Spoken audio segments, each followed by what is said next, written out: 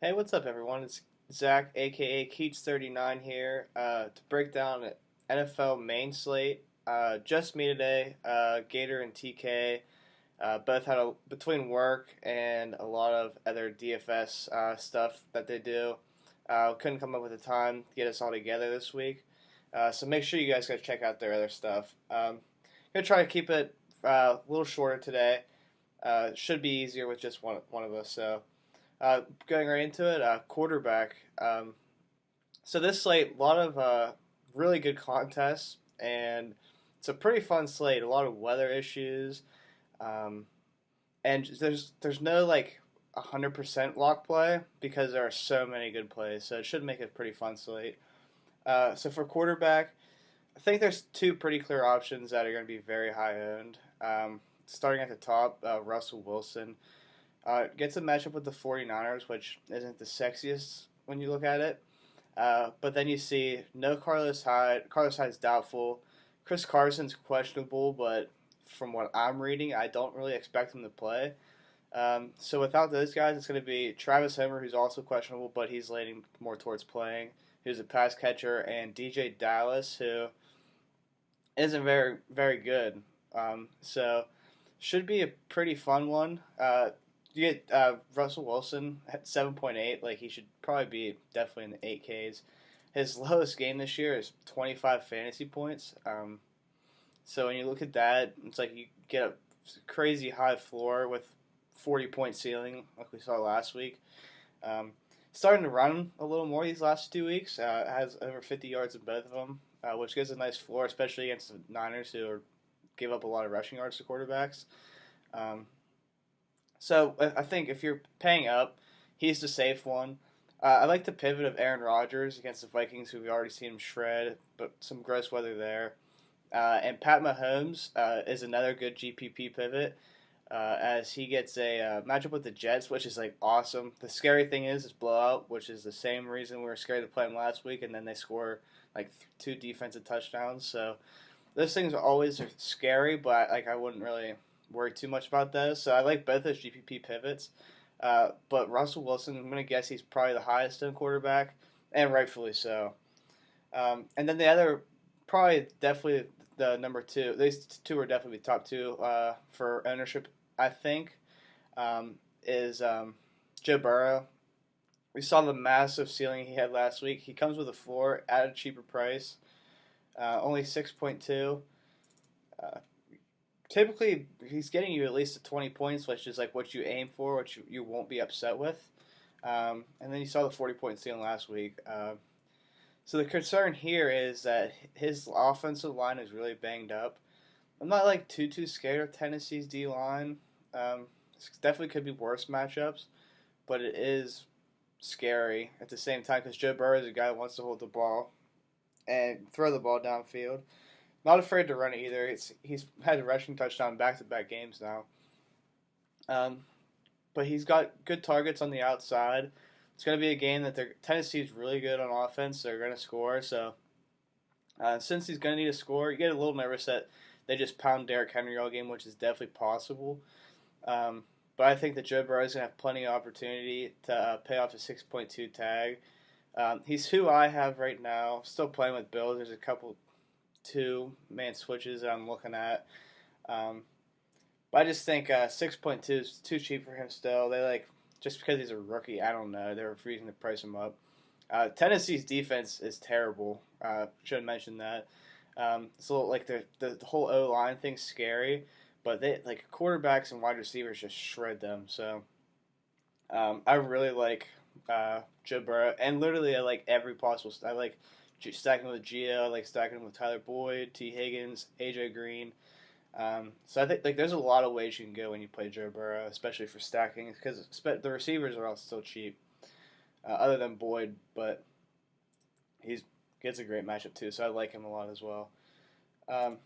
So I like a few other pivots. I think Josh Allen's interesting. He's getting priced down. Justin Herbert, tempting. But none of those guys really have like the floor that I think that Burrow and Russell Wilson had for cash. But like especially like Josh Allen, if somehow the Patriots can score, which is the scarier thing, like I think that he is way too cheap. And then finally, the last pivot, Cam Newton, 5.7 he's looked terrible, but he does have the 35-point upside, and he's below 6K, so it does make it tempting. On to running backs. So I'm going to start by saying the top three are very much in play in great matchups between Alvin Kamara, Derrick Henry, and Dalvin Cook, Alvin Kamara, Derrick Henry. Between those three, like, I would not fault anyone from playing them. They are awesome, awesome plays. I'm personally getting a little cheaper because I think that there's guys with great upside. And that starts with Kareem Hunt. The Raiders get crushed by receiving running backs, for one. Two, they're just not overall good against the run either. They give up 120 yards. We saw the Bucs running backs kind of smash them last week. I think Fournette had like 80 yards receiving. Kareem Hunt's last week he finally got the usage that you want. Like, I think this dude's a stud. I think I mentioned it last week on the video. Actually, I think he's a top 5 running back in the NFL.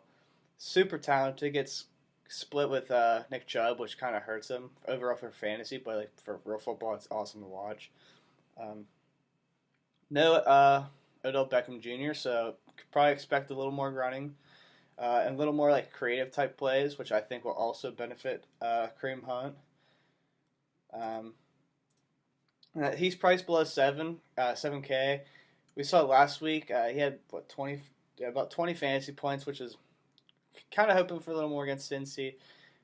But I'm not worried about it, as his usage was awesome. He played like 90% of the snaps, which was the concern the 2 weeks prior.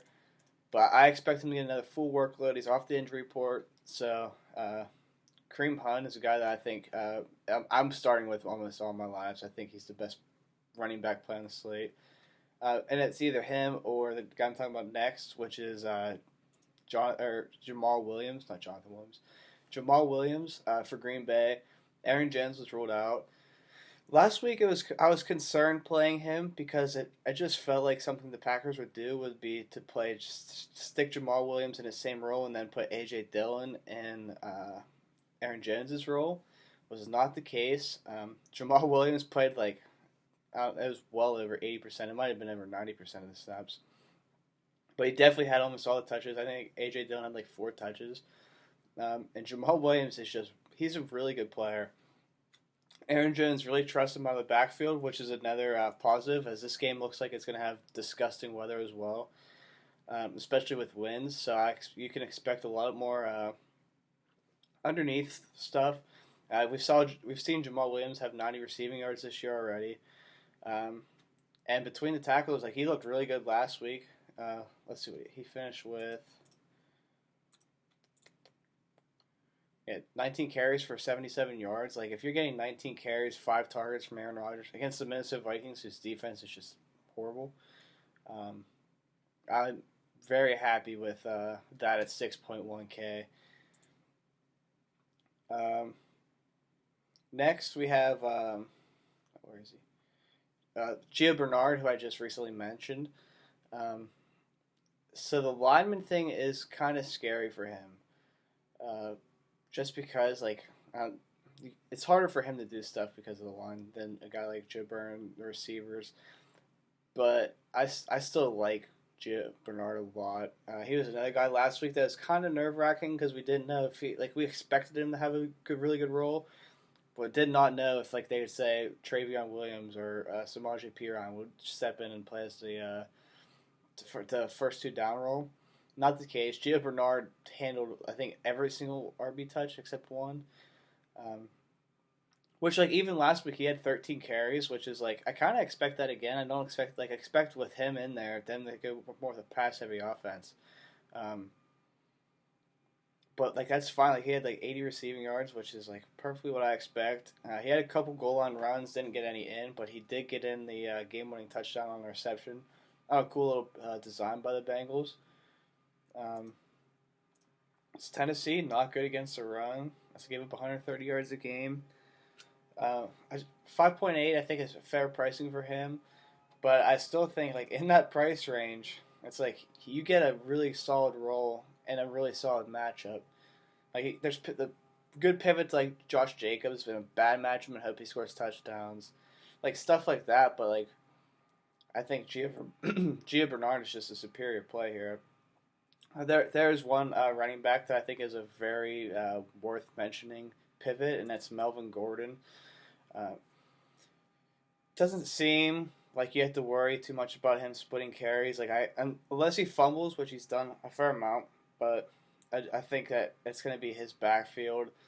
I typically don't like playing guys against the Chargers, especially running backs, or like right now it's just one receiver because Chris Harris is out for he's on IR, but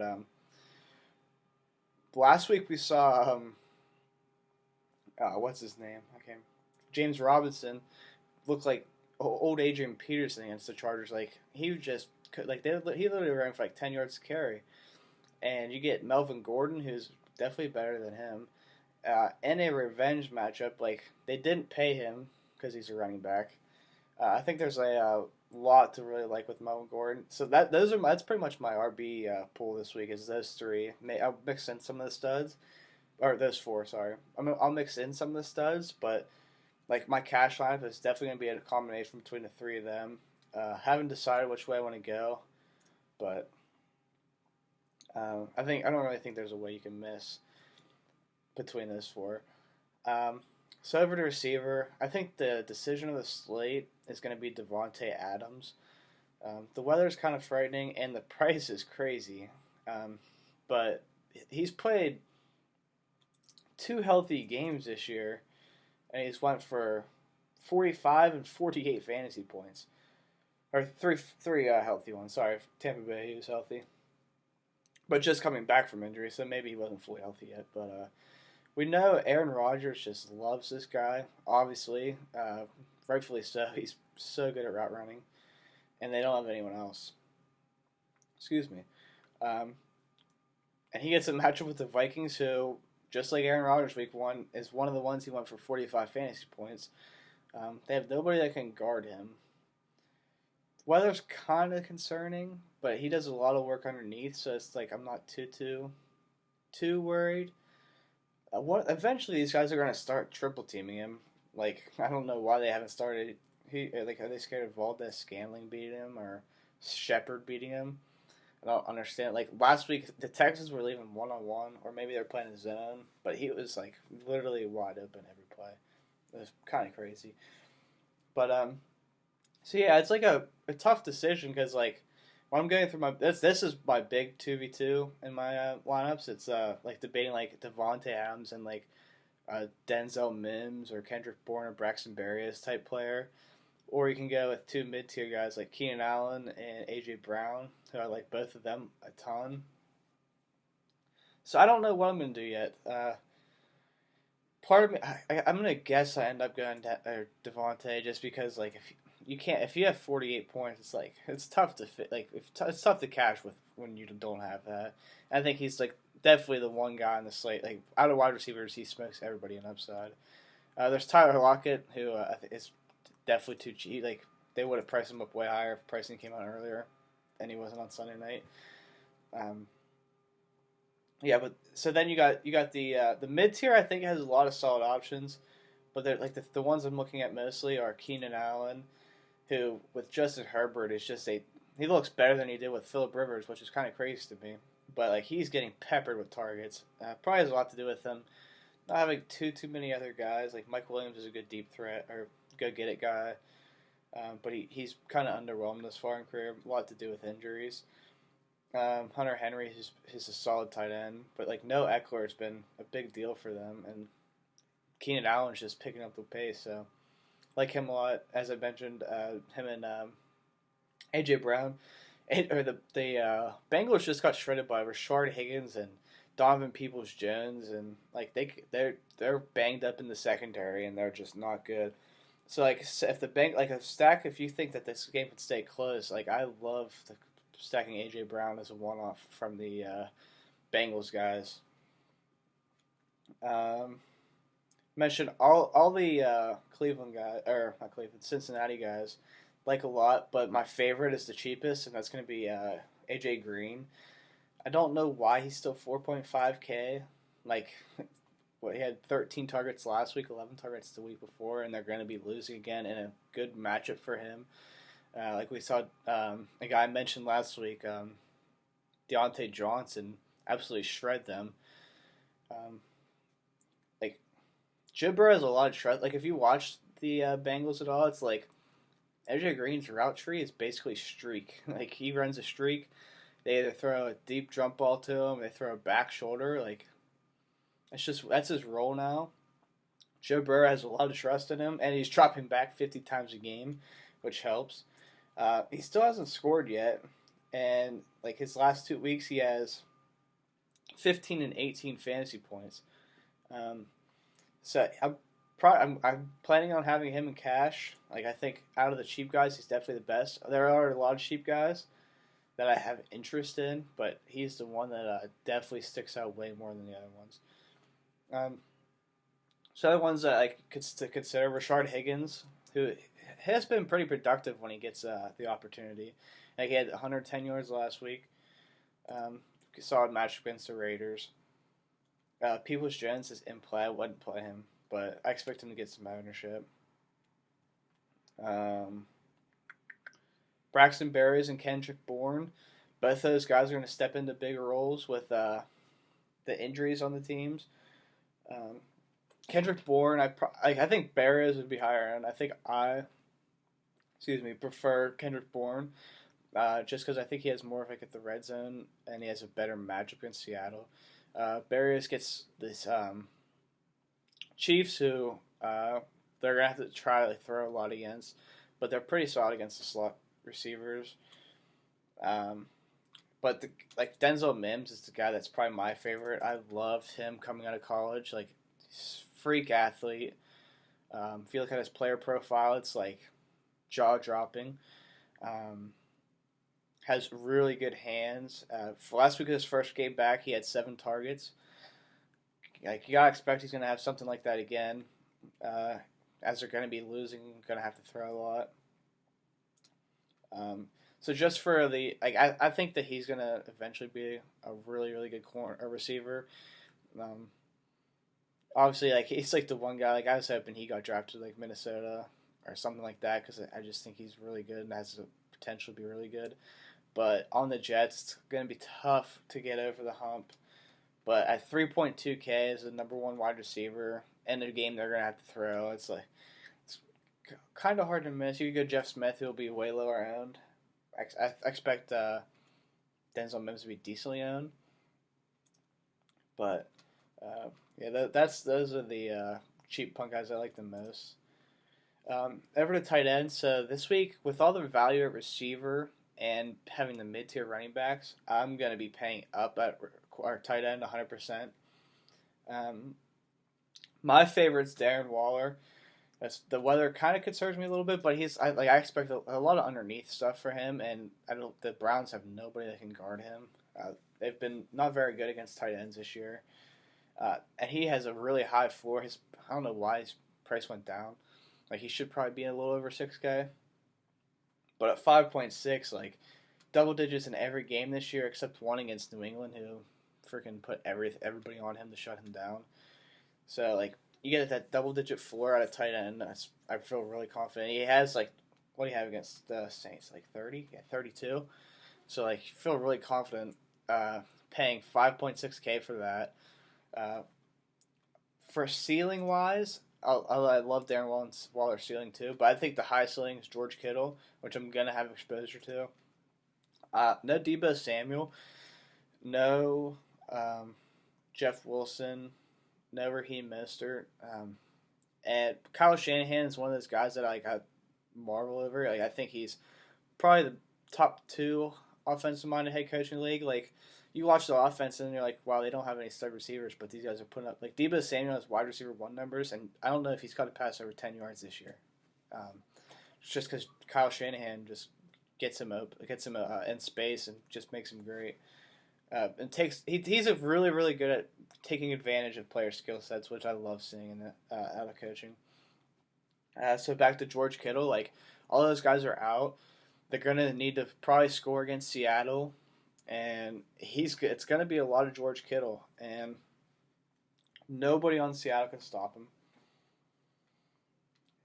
He's more GPP because he does have those low floors, especially if like they get up and they're just running. 7K is tough, but that's going to lower his ownership. I just think that if he had one of those freaking 35-point games that he had recently, I would not be even a little surprised. Same goes with Travis Kelce. It's the tougher thing with just getting scared that they're going to get up too much and he's going to stop playing. Or not stop playing, but stop throwing. But they're going to have to score somehow to get to that point, and I bet you it's going to be a lot of Travis Kelce. A lot of people are going to expect a lot of Le'Veon Bell, which will probably take a little bit off, but I did not expect that either. As far as cheap tight ends, there's none that I really like. I think Jonnu Smith is really much in play, but the blowout scares me a little. If Tyler Higbee misses, Gerald Everett comes in play. I think Hunter Henry is too cheap, but that's about as far as I'd go. Maybe Trey Burton, but if Molly Cox plays, I don't want to go there.